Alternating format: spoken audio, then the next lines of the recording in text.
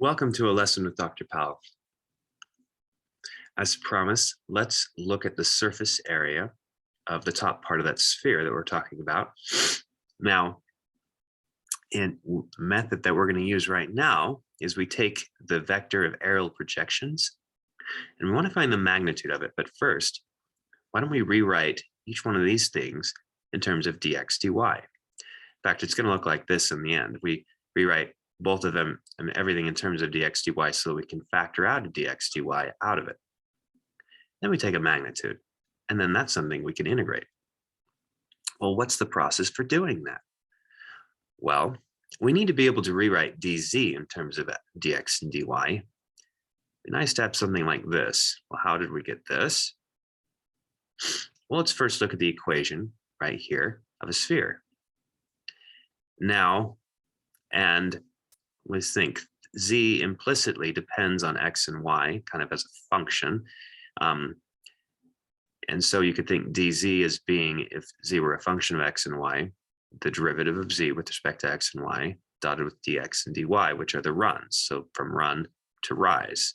So dz is like a rise, and dx and dy are like runs. Well, how do you figure this out?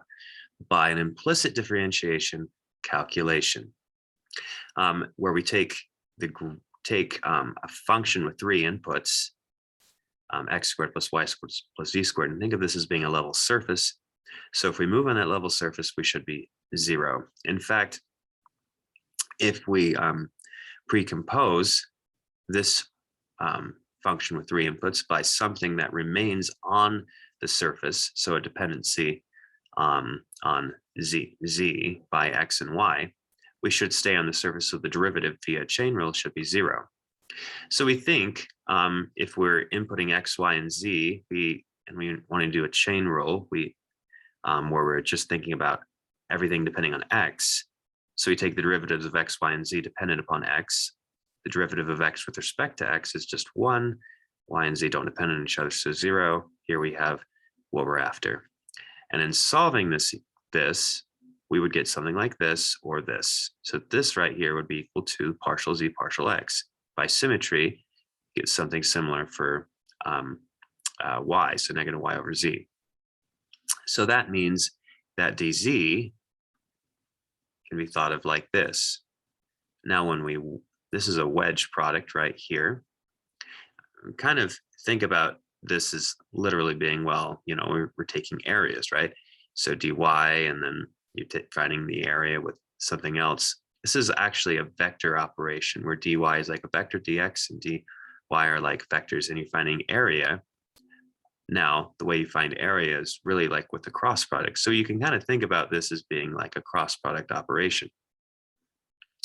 So in particular, a dy wedged with dy is just going to be 0. So something wedged with itself is just 0. So you just have dy wedge dx, and think of this as a scalar which pops out. So, but notice that dy wedge dx is in the wrong orientation. So to switch it, reverses this to be positive. So we get positive x over z. By symmetry, we actually get y over z in the middle thing. We can kind of think about that. Think of replacing dz right here with this expression. Think of having a wedge dx over here. And notice the only thing that works is out of order, so you have to reverse the sign. So y over z.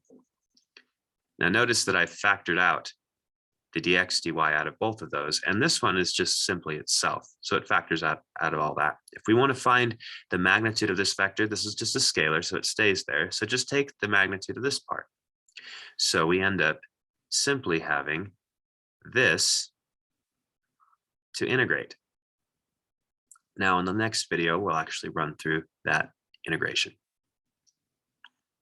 Thanks for watching.